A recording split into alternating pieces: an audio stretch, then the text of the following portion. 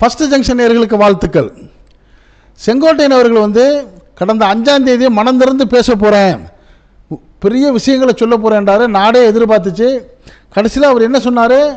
10 நாள் கெடு கொடுத்தாரு எடப்பாடி பழனிசாமி அவர்களுக்கு.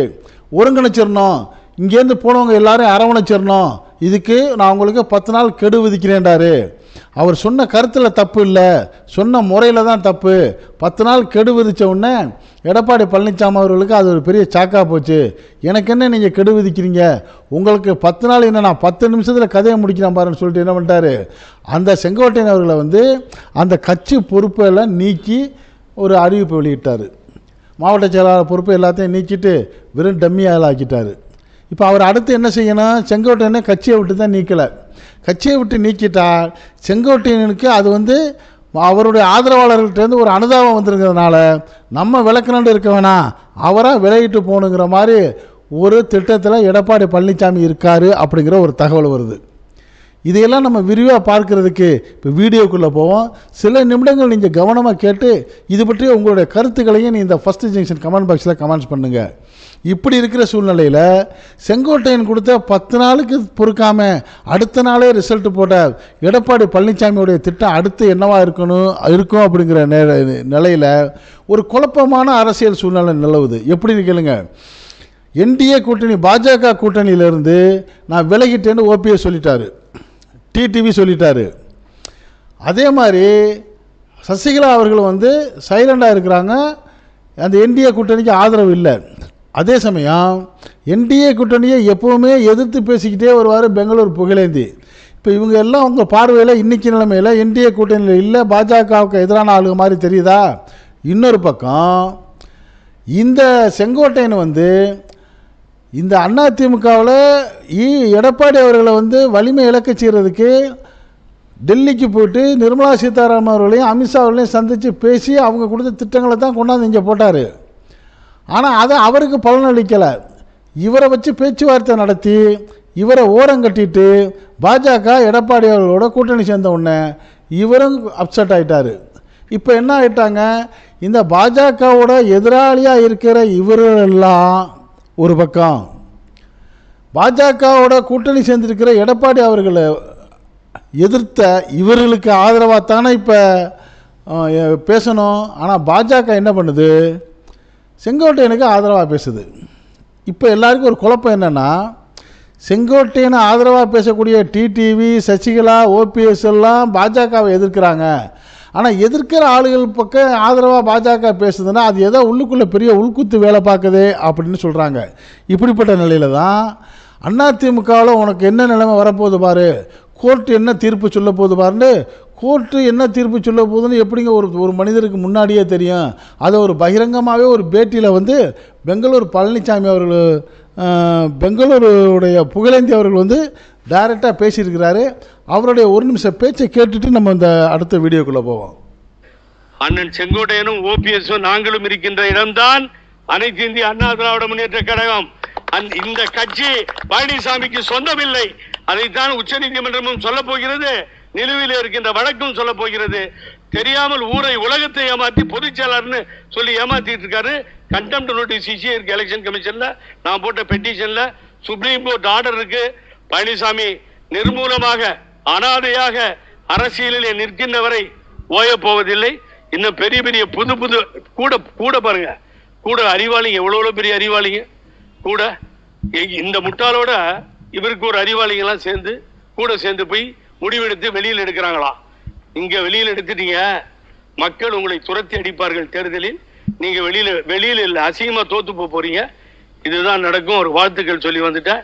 இனி நீங்கள் வந்து திரு செங்கோட்டை என்ற அமைதியான, பண்பான, நேர்மையான, அன்புக்குரிய அண்ணனை பார்த்தீர்கள். அந்த முகத்தை இனி பார்க்க மாட்டீர்கள். நான் பேசி வந்துட்டேன், முடிஞ்சது. இனி அவருடைய முகம் திரும்பும் பொழுது வேடிக்கை பாருங்கள். செங்கோட்டையனுடைய இன்னொரு முகத்தை இனிமேல் வேடிக்கை பாருங்கன்னு சொல்லி பெங்களூர் புகழேந்தி சொல்கிறாரு. அவர் சொல்கிறதுலேருந்து என்ன புரிய வருதுன்னா, செங்கோட்டையன் தலைமையில் ஒரு அதிமுக ஒருங்கிணைக்க போகிற மாதிரி தெரிய வருது, இன்னும் ரொம்ப பேர் அங்கேருந்து வருவாங்கங்கிற மாதிரி ஒரு பேசுகிறாரு. அப்படி இருக்கிறப்ப தான் சமீபத்தில் இந்த செங்கோட்டையன் கொடுத்த கெடுவுக்கு மறுநாளே திண்டுக்கல்லில் ஒரு அவசர கூட்டத்தை கூட்டின எடப்பாடி பழனிசாமி அவர் என்ன பண்ணுறாரு, 7 பேர்களை அழைத்து அவர்களோட ஒரு ஆலோசனை நடத்துகிறாரு. அந்த 7 பேர்களை அழைத்து ஆலோசனை நடத்தின செங்கோட்டையன் வந்து ஒரு முக்கியமான 3 பேரை அழைக்க விட்டுட்டார். அது யாருன்னா, செல்லூர் ராஜு, ஆர்பி உதயகுமார், தங்கமணி போன்ற முக்கியமான 3 பேரை அவர் அழைக்காதது ஏனுங்கிறது தான் இப்போ பெரிய மில்லியன் கொஸ்டினாக இருக்குது. அப்போ இந்த 3 பேரும் இந்த எதிர்கோஷ்டி பக்கம் கூடிய விரைவில் போயிடுவாங்களோங்கிற சந்தேகம் எடப்பாடி பழனிசாமி அவர்களுக்கு இருக்குதுன்னு சொல்கிறாங்க. அதனால தான் கூடிய விரைவில் இந்த Sasikala, OPS, TTV, Sengottaiyan, Sellur Raju, RP Udhayakumar, Thangamani, Bangalore Pugazhendhi இது போன ஆளுகள்லாம் சேர்ந்து நாங்கள் தான் அதிமுகங்கிற ஒரு பைட்டை கொடுக்கறதுக்கு வாய்ப்பு இருக்குது. அப்படி ஒரு நிலைமை வந்தால் எடப்பாடி பழனிசாமி அவர்களுக்கு பெரிய கஷ்டம் வரும். ஆனால் அதை இப்போ கொடுக்காம தேர்தல் இப்போ கொடுக்க விடாது பாஜக. ஏன்னா பாஜக இப்போ என்ன நினைக்குதுன்னா, வரக்கூடிய 2026 தேர்தலில் ஓரளவு ஓட்டுக்களை வாங்கி கணிசமான எம்எல்ஏக்களை, பாஜக எம்எல்ஏக்களை தமிழ்நாட்டில் உருவாக்கணும்னு அது நினைக்குது.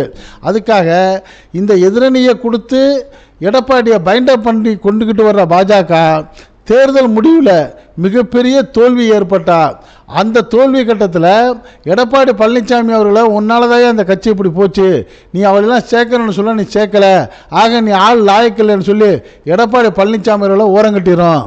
இந்த பக்கம் அவருக்கு எதிராக இருக்கிறாங்க பாருங்க ஆளுங்க, இந்த சசிகலா, ஓபிஎஸ், டிடிவி, செங்கோட்டையன், செல்லூர் ராஜு, உதயகுமார், தங்கமணி, பெங்களூர் பகுதியை போன ஆளுகள்லாம் அந்த பாஜகவில் சேர்த்துக்கிட்டு இதுதான் இனிமேல் கட்சிங்கிற ஒரு நிலையை உருவாக்கி அது என்ன திட்டம் போட்டுச்சு, 2 திராவிட கட்சிகளில் ஒரு வச்சே இல்லாமல் ஆக்கிறன்னு போட்டுச்சுல திட்டம், அந்த திட்டப்படி அதிமுகவை இல்லாமல் ஆக்கிறதுக்கான பிளானை பாஜக செய்யுது.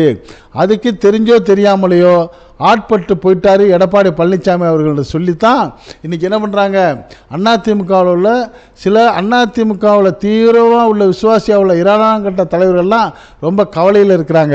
அப்படிப்பட்ட ஒரு சிலர் இப்போ அதிமுகவில் 2 விதமான கோஷ்டி, ஒரு கோஷ்டி பாஜக ஆதரவு நிலை, ஒரு கோஷ்டி பாஜக எதிர்ப்பு நிலை.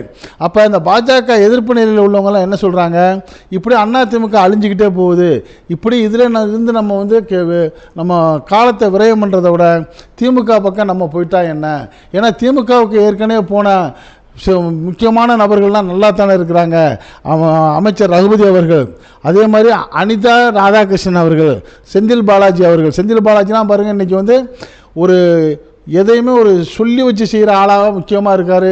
ஸ்டாலின் அவர்களுக்கு வந்து நம்பிக்கையான ஆளாக இருக்கார். அதே போல் சேகர் பாபு அவர்கள், தங்க தமிழ்ச்செல்வன் அவர்கள், இப்படிப்பட்டவங்கலாம் அதிமுகவிலே இருந்து போனவங்க தான். ஆனால் அவங்களாம் நல்ல நிலையில் இருக்கிறாங்க. இப்போ நம்ம வந்து அதிமுகவில் இருக்கிறதா அல்லது எலெக்ஷன் வரைக்கும் இருந்துட்டு எலெக்ஷனுக்கு பிறகு நம்ம வந்து திமுகவுக்கு போகிறதாங்கிற ஒரு குழப்பத்தில் இருக்காங்க. ஆக அதிமுகவில் இப்போ 3 நிலையில் ஆளுக இருக்கிறாங்க. ஒரு நிலை எப்படியா இருந்தாலும் எடப்பாடி அவர்கள் கூடவே இருப்போம், என்ன ஆனாலும் சரிங்கிறது ஒரு கூட்டம். இன்னொரு கூட்டம் எடப்பாடி அவர்களை எதிர்த்து பாஜக சொல்கிறதெல்லாம் கேட்போங்கிறது ஒரு கூட்டம். இன்னொரு கூட்டம் அமைதியாக இருப்போம், 2026 தேர்தல் வர, 2026 தேர்தலில் சரியான முடிவு வராட்டி நம்ம திமுக பக்கம் போயிடுவோன்னு இருக்காங்க. ஆக அதிமுகவை 3 கூறாக்கி 2026 இல்லாமல் ஆக்குறதுக்கு தெரிஞ்சோ தெரியாமையோலோ உடன்பட்டுட்டார் எடப்பாடி பழனிசாமி அவர்களுங்கிற கருத்து தான் இன்னைக்கு பரவலாக பேசப்படுது. இந்த திட்டத்தை தான் அந்த பாஜக நெடுங்காலமாக போட்டுச்சு. அது தோழமையோடு இருந்த பல மாநிலங்களில் அதை செஞ்சிச்சு. உதாரணமாக வந்து மகாராஷ்டிரா, கர்நாடகா, பீகார் மாநிலங்களில் இந்த வேலையை தான் அதை பார்த்துச்சு. தமிழ்நாட்டில் அதை செய்கிறதுக்காக முயற்சி பண்ணுச்சுங்கிற கருத்தை தான் இன்றைக்கி அரசியல் நோக்கர்கள் பலரும் சொல்கிறாங்க. இப்படிப்பட்ட சூழ்நிலையில் தான் தமிழ்நாட்டில் என்ன நடக்கும், என்ன விதமான அரசியல் மாற்றம் ஏற்படுங்கிற குழப்பம் இருக்கிறப்ப ஒரு சிலர் சொல்கிறாங்க, இல்லை பாஜக அப்படி வர முடியாது, தாவேக்காங்கிற ஒரு கட்சி வலுவாக இருக்குங்கிறப்ப தாவேக்கா அதிகபட்சம் இந்த 2026 தேர்தலுக்கு பிறகு அரசியலில் இருக்கிறதுக்கான வாய்ப்பே இல்லை. காரணம் வந்து அது கூட எந்த ஒரு வலுவான கூட்டணியும் கிடையாது, அதுக்கு கொள்கையும் கிடையாது. அதனால் அதுவும் காணா போயிடும் அப்படிங்கிற ஒரு கருத்து நிலவுது. இது பற்றிய உங்களுடைய கருத்துக்களை நீங்கள் இந்த ஃபஸ்ட்டு ஜங்ஷன் கமெண்ட் பாக்ஸில் கமெண்ட்ஸ் பண்ணுங்கள். இந்த செய்தி பிடிச்சிருந்தால் இதுக்கு ஒரு லைக் கொடுங்க. இதே போன்ற அரசியல் செய்திகள், நாட்டில் நாலா பக்கம் நடக்கக்கூடிய செய்திகளை எந்த விதமான இடைச்செருகளும் இல்லாமல் உள்ளது உள்ளபடி உங்கள் வீட்டுக்குள்ளே 4 சுவர்களுக்குள்ளே கொண்டு வந்து சேர்க்கக்கூடிய நம்ம ஃபஸ்ட்டு ஜங்ஷன் சேனலுக்கு இதுவரை சப்ஸ்கிரைப் பண்ணாதவங்க சப்ஸ்கிரைப் பண்ணுங்கள். மறக்காமல் பக்கத்தில் இருக்க பெல் ஐக்கானை கிளிக் பண்ணுங்கள். அப்போ தான் நம்ம போடக்கூடிய ஒவ்வொரு செய்தியும் உங்களுக்கு நோட்டிஃபிகேஷன் காட்டும். நீங்கள் விரும்பியதை பார்க்கலாம். என்றும் இணைந்திருப்போம். உங்கள் அன்பன் அஷ்ரஃப் அலி. நன்றி, வாழ்த்துக்கள்.